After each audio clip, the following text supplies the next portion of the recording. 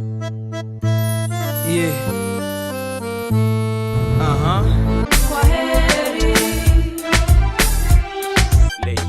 Leo niko kwa keza. Kamo sitoki hapa. Wekamo sitoki kidogo. Unasema nini? Sitoki kidogo. Utalala ndani. Sitoki.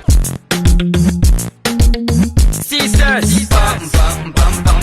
Sekule manzi anapokam, anapocheza drum, anapokata bam bam bam bam. Ninapenda ukidance. Welcome back to the channel. So today we are going to look at one of the biggest music stories in Kenya, Calif Records.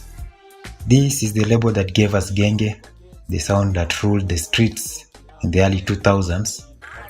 But if you look around today, the name Calif Records is a bit quiet. So what happened to this giant? And where are the artists who made it shine? So let's go back to the beginning.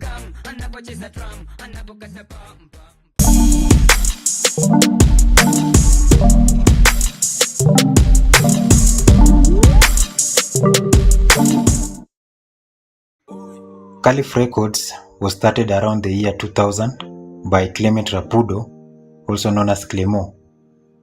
Together with Jua Cali and Nonini, the name Calif came from California Estate in Nairobi, where the studio was first established. At that time, Ogopa DJs was already running the airwaves with pop and kapuka music.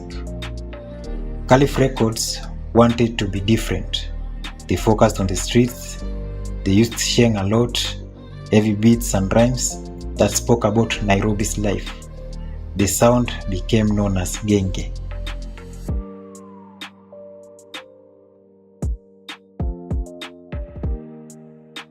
Sasa vitulio sitoke hapo. Nimekurige kitambo. Naomba tu nipe namba zako. From the early 2000s, Calif Records was everywhere. You'll hear their songs in matatus, on the radio, in the clubs, and on TV. They were very raw, they were real, and the youth loved it. Artists who rose under Calif include Jua Cali, Nonini, Mejja, Jimwat, Flex, Pilipili, Caesars, Lady S, and many more. For many years, they ruled side by side with Ogopa DJs. So if Ogopa was clean and pop, Calif was street and relatable.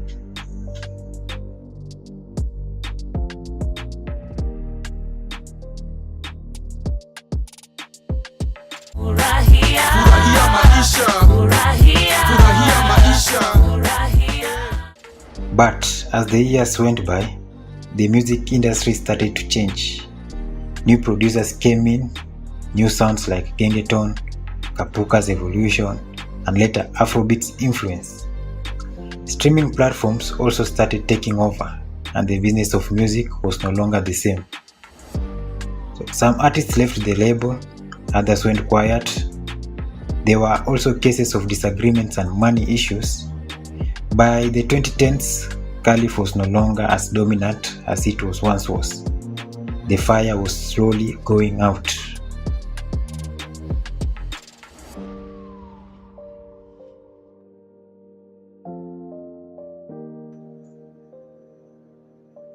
Clemo did not stop working. He went into music distribution. He started Ngomma VAS, which helps Kenyan artists to put their music on platforms like YouTube, Boomplay, and other streaming sites. Ngomma became very important because it gave local musicians a way to earn money online. Clemo also entered public service. He was nominated as Nairobi Chief Officer for Arts and Culture. So even if Calif Records is not active, his influence is still being felt in the industry.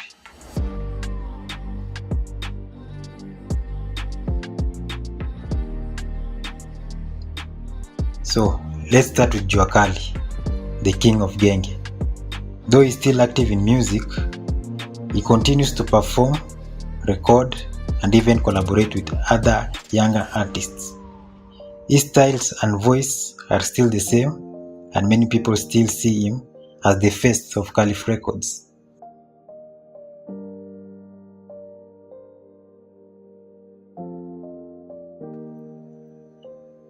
Nonini also grew from Calif but later worked with other labels like Homeboys. So today he lives partly in the United States. He runs businesses, including a clothing line called Genge True.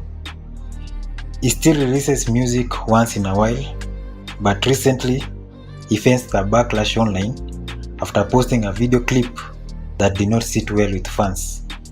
Despite that, Nonini remains one of the most respected names from Calif family.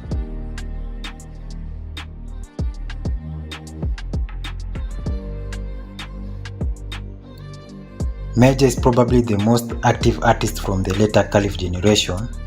He joined the label after Jua Cali and Nonini had already built the foundation. Mejja went on to form the council with Madrax and Kid Kora. He's still dropping hits today and he still fits perfectly with the younger crowd. You will find Mejja on almost every collab and his songs are still big in Kenya.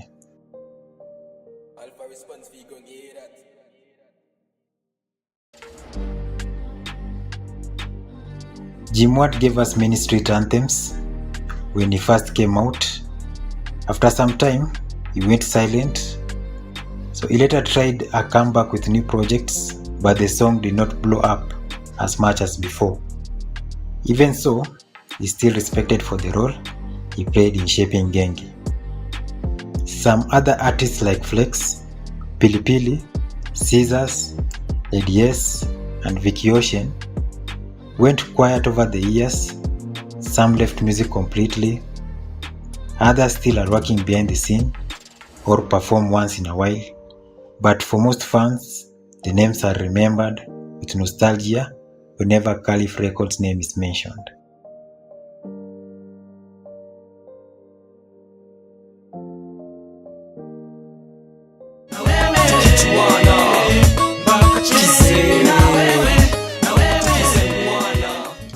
Calif Records may not be on top today, but its impact cannot be forgotten. They created Genge music. They gave Kenyan youth a sound that they could call their own. They showed that Sheng could be used in hits, and they produced some of the biggest names in our music industry. Today, many new artists still draw inspiration from Calif, whether it's Gengeton or Kenyan hip-hop. The influence of Genge is still alive.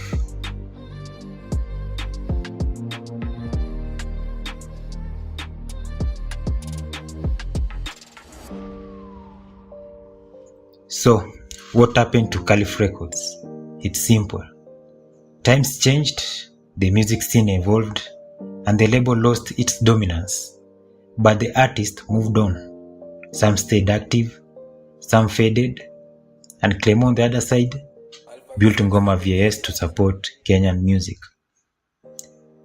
Calif Records may not be dropping hits every month like before, but its legacy is safe. It remains one of the greatest labels Kenyan has ever seen. Now, I want to hear from you.